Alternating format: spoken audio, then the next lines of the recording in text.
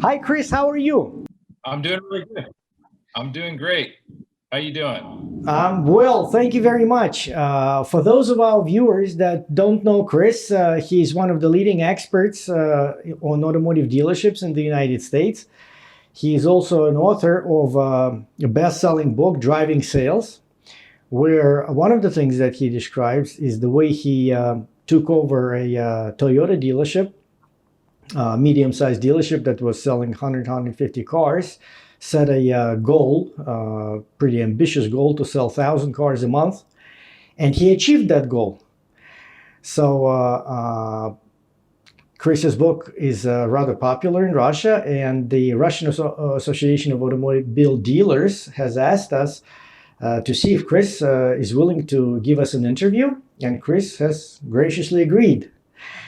So, Chris, we have a few questions to run by you. And the first question is as follows. To build strong teams in the dealership, it's sort of customary to have various team building events. It can be team games, sports, joint recreation, even cooking. Which do you believe in this practice? What can you tell us about the value of this approach? I think I believe in that process completely. Every one of those things you said, I do all of them. Away from the store, really, you want to go away from the store. That way you can see them in a different environment and see how the team interacts. But I've done that, plenty of times, basketball, sporting, going to like gaming places, just different functions that we'll do. I think anytime you can get the team away from their store environment, it helps that camaraderie and that team building, so to speak. It's what I feel that can help bring an okay team to get them to start performing at a higher level. Okay team to a great team, or yeah, absolutely. So you feel that it sort of connects them on a non-professional, a human level. Yes. Okay. The next question is sort of the extension of the first one. There are theories that it is better for employees and the team to select based on their strengths.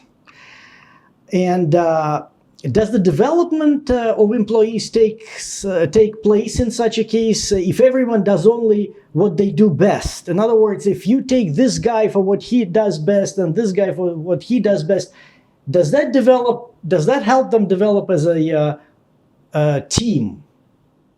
I truly believe that putting the right players in the right positions is super important. I think that there's just certain people that do better in certain roles, and you just have to play on their strengths. I will say though that I'm all about trying to develop all my team below me, because ideally I don't want to have to like be doing a lot of those roles, right? So I want to make sure that I empower them to do the things that they should be doing or they could be doing. So I do believe in cross training the individual so that they can learn different roles, because ideally that's the goal, right? Because my goal is to have people replace me at some point so that I can move up to that next level. And I always have that bench or those people that I could easily just put in certain roles because I've already cross-trained them and everything. So you do try to develop what's best in each one of your players, but you also want to develop the skills that they are not really good at. Absolutely. To sort of cross-train them. Yes. And I'm sure that, well, it's sort of obvious that to get people going, to get the best out of them, you have to motivate them. This can be various things. Money is the most obvious. Now, do you feel that money is sufficient to fully motivate people, or it's sort of or it should be just a part of it? I think it's a huge part of it, but I think they've got to have purpose. There's got to be that overarching goal that, you know, everyone can, like, that vision that leader can create that brings everybody together, that's pushing towards that goal. So without that constant, you know, over communication of what that vision or that goal is, and motivating them and talking to the people about it, I think money can only get you so far. What are the things that you suggest? What are the things, and give me two, three, how many, as many as you want. What are the good motivators For do you example, use? you know, when I look at goals, you know, there's people in the area, like, that I always try to make sure that, you know, we stand above or stand taller than our competition. And so I always look at, you know, ways that I can see, you know, where I bring the data out and I'll say, look, this is what the best have done. Let's see what we can do to beat that. And let's see how far we can go past that. And then once you find that person or that competitor that pushes you, and when you pass them, then you find there's always a bigger person, you know. And that's one of the things that we did at the Toyota store that I was at. You know, we would you know, dominate our competition. And then I was always looking for, well, who's the next target? Who's the next person or team that we can try to see if we can go after and surpass them. And you always do that. You know, once you hit certain milestones, you go after another one. You keep pushing forward. I see. I understand. Now, here's a very important question. It's probably one of the most important questions of this interview. Each profession obviously requires certain talents. And right now, the salespeople, good salespeople, are sort of hard to find. When you hire a salesperson, what do you look for? Previous sales experience. And we know that sometimes with previous experience, no matter what that is, come previous bad habits. So it may be easier to train somebody from the start than to get somebody who supposedly has experience. So what are the talents or the qualities that you look for in a new salesperson? I generally try to look for certain untrainables, things that you can't train certain people. When I look at, you know, desire and how you can look at, you know, do these people have a sense of grit in them to help them or drive them and push them to that next level. I'm not necessarily looking for people with sales experience. You know, sales experience is a plus, but, you know, I like people that, you know, that don't have that type of experience, but show that they have that will or that desire to like move up in life. And there's certain questions that I ask, you know, in interviews that, you know, I try to, you know, throw some different curveballs to see, you know, hey, how are these people going to react in this environment based on these questions that I ask? And a lot of times, just you'll see how just a simple question will help you determine, do these people have what it takes to keep pushing forward? And you know, I don't really sugarcoat during an interview what the sales process is, right? So I basically tell them, you know, they're commission-based sales. You know, if they went, you know, several days, 10 days, 2 weeks without selling something and knowing that it's commission-based, what would you do? And you'll be surprised how many people either say, I'd be scared, I don't know what I would do, or the opposite that I'm looking for is, you know what, on day 11 or, you know, by the third week, I'll have already set with my manager, I'll retrained, I'll push forward, and it won't happen. I'm gonna keep going. Or I'll ask them about, you know, the amount of effort it takes to make phone calls on a daily basis. What are the things that would stop you from doing it? And you'll be just surprised at certain type of questioning that you can pull from people that will help you determine what type of desires they have. Chris, can you give me, it sounds like you sort of did that already, but can you throw a few more as you said, simple questions, some helpful questions. What would you suggest to ask salespeople? Some simple questions, just as you said. So one specifically that I just love to ask in every interview is, if you went 10 days without selling a car, knowing that this is a commission-based sales position that you're applying for, what would you do if you just went 10 days without selling a car? And you'll be surprised how many people answer that, or what the answers that you get from that type of question. Another question I ask is, being that this is commission and you might have to self-generate your own sales. We do provide a lot of tools to help, provide you those type of opportunities, but at the end of the day, it's sales and you're going to have to do some self-generation. If you had to make 100 phone calls in a day, well, what would you do? Would you be okay with that? And you'll be surprised, even those type of questions, what people say in response to that. And I've always found those couple of questions to be super important to my determining how they'll actually act on the sales floor. This is great questions. I wrote 2. If you went 10 days without selling a car, what kind of answer would you be expecting from somebody who you feel would be a good member of your team? What I'm hoping for is that they're going to say, you know what, I'll relook at, what I'm doing. I'll seek help from my management team. I'm not going to let me be, I'm not going to be in self-pity. I'm going to actually work harder, and I'm going to do what I can to make it happen, because I won't fail. And that's just, you're looking for that person that has that competitive nature, that wants to succeed in this industry and that knows that they can do it. What kind of answer would be prohibitive, would sound prohibitive for you to hire that, or to extend this interview? What would you consider as the bad answer, something that you really don't want to hear on that same question? Yeah, what I wouldn't want to hear is someone tell me that, oh, I'd be scared, or, I like the safe, secure paychecks that, that I would get in an hourly position. And, I don't know that I could do that.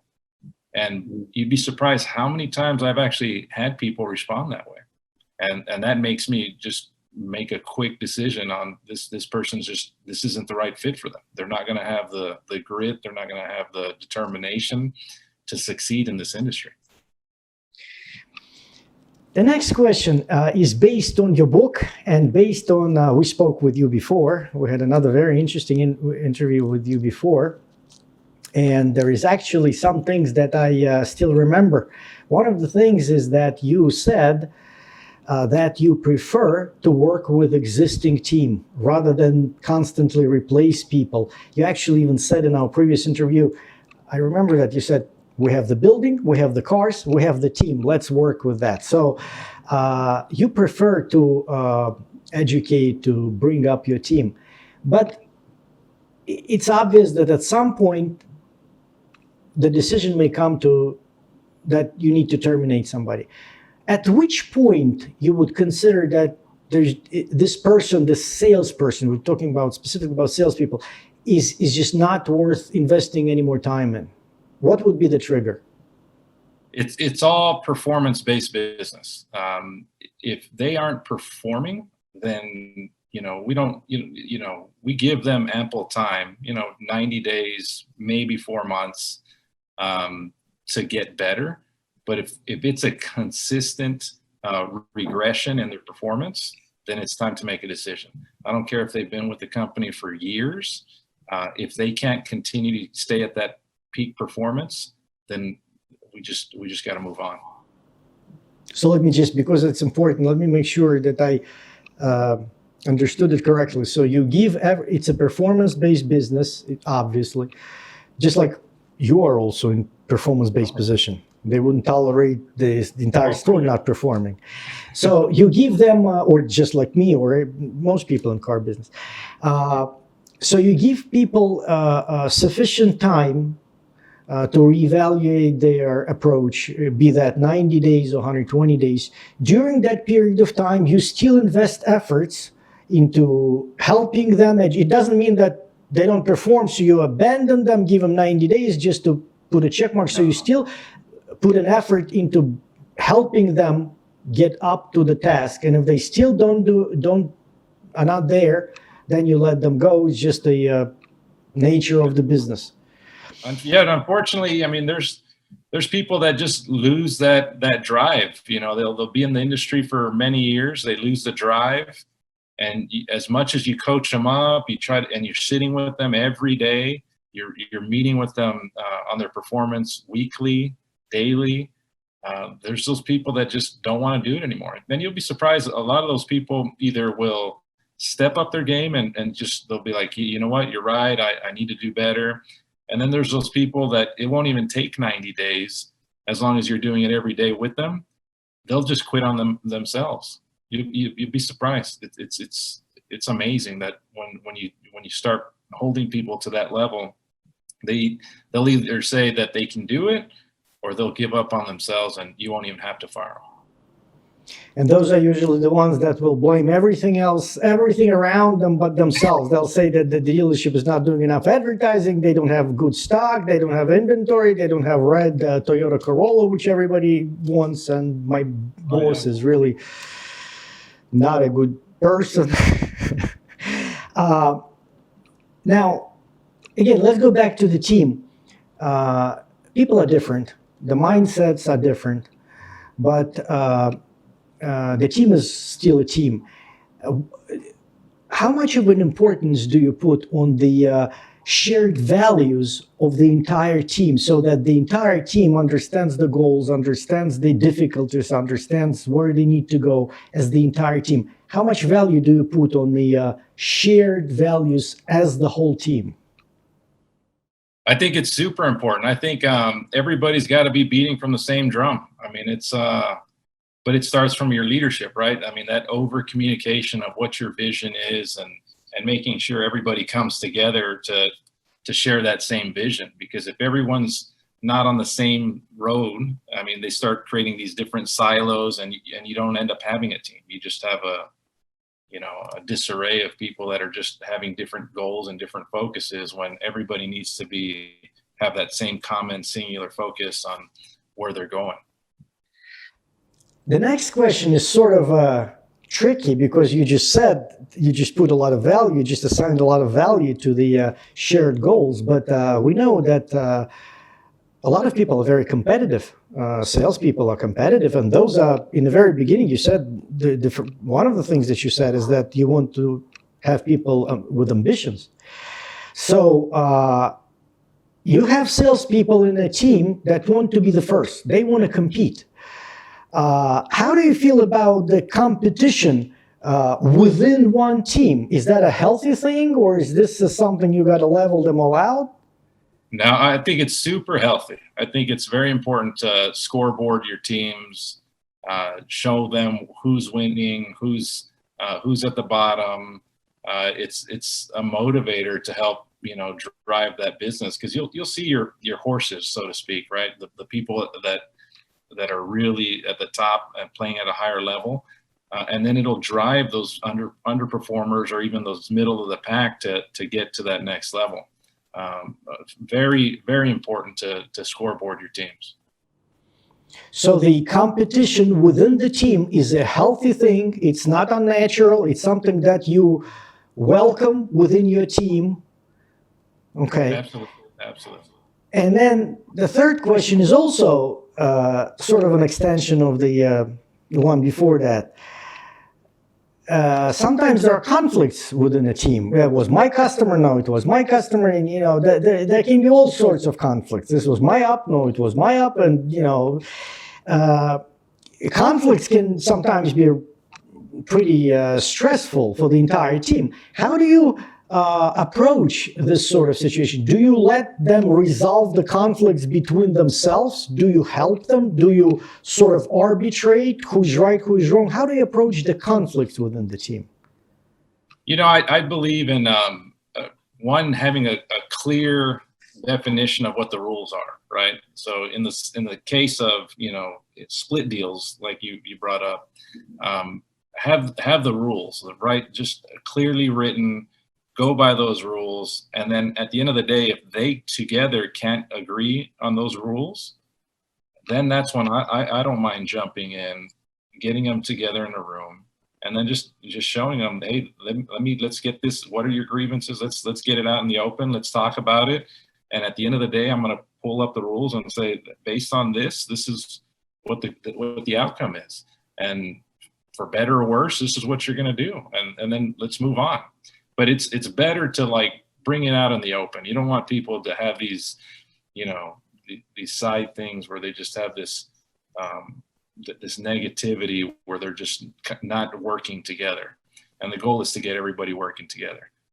And in the beginning, you just clearly, you show them what those rules are, and you tell them, hey, this is what's going to happen. This is at some point, someone's going to get upset. It's all fun and games until someone, feels that they deserve something, right? But as long as you have the rules and everybody's playing by the same rules, you can mitigate a lot of these type of grievances.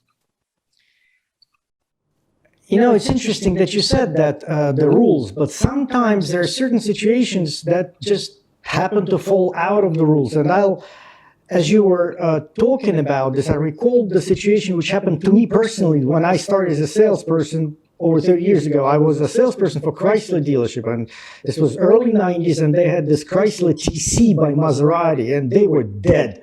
Nobody would buy them. So Chrysler had a $1,000 spiff for a salesperson. Whoever sells it, the Chrysler would send you a $1,000 check. So I was working a customer, working on the phone. Somehow he ended up coming into the showroom when I was not around.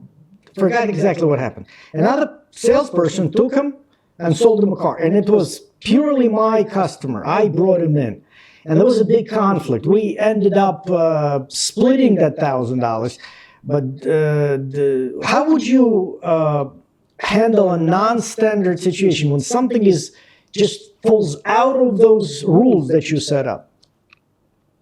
So we really try to be cognizant of those type of situations, and we make it clear if they're not updating the CRM with notes on exactly play by play what happened, and then a customer comes in and there's nothing notated and anything in the system, then in the rules it basically states that if there's no contact in the CRM within 72 hours, unfortunately you're going to have to forego that deal, or it's going to be a split. But we really, we've probably got like 10 different line items on that just to try to mitigate a lot of those type of questions that might come up. And in scenarios where we didn't outline it or detail it in there, we really just try to do right by both people. And a lot of times, if it's and it's rare when it happens, but if it ever came to a point where there was complete different rule, or it fell outside of the rules, I'd just give them the commission. I'd give both the commission to both salespeople, and I move on. I'd just tell them, hey, look, at this point, there's no way we're going to come to an agreement. I'm going to get you guys both paid, and let's move on. And we fixed a lot of issues like that sometimes. So let me just make sure that I summarize it. You try to cover as many angles as possible. Try to set up the check process, whether it be that CRM or any other tool. And they used to tell us when I was a salesperson, when a customer comes in and doesn't ask for you, that means only one thing, that you did not tell that customer good enough that you are Sergey, and when you come in, you should ask for me. So it's also your fault. So you try to set up as many check marks as possible. And if it comes to the point that there was still not enough, then you take your own judgment and try to be fair to everybody. Yes. Chris, and one last question that I have for you. Our audience is probably going to be a lot of dealers, a lot of Russian dealers. If you would have one most valuable advice for creating and running the best possible sales team in your dealership, what that advice would be? I'd say just make sure that you're present, right? A lot of the times I see a lot of leaders, you hear all too often, lead from the front, jump in the game.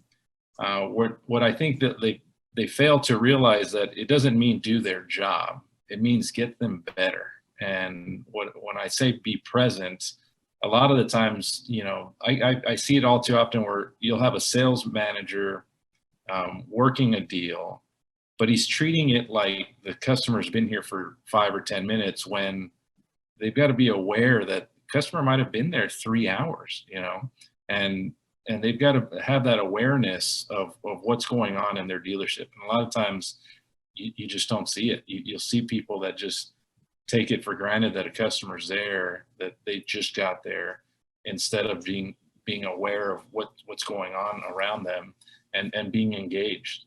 And if they can be engaged, the 8 hours that they work or 12 hours that they work, you can take a team to a whole different level just by being present, just having that awareness. So, because it's an important question, I also want to underscore it. There are slogans, lead from the front, be that, do this, do that. Those are just slogans. They're good. We're not saying that they're bad. They're fine. But the key to having and running the best team is to be present, be aware of the situation, be aware of your team, be aware of what's going around on the showroom floor. Just be there, be present. That's the key advice. That's a great advice. Chris, thank you very much for this. I think this will be very helpful information for our viewers. And I want to thank you on behalf of Association of Russian Automobile Dealers, Russian Automotive Community, and on behalf of myself. Thank you for your time and for your effort. Appreciate your time. Thank you for having me.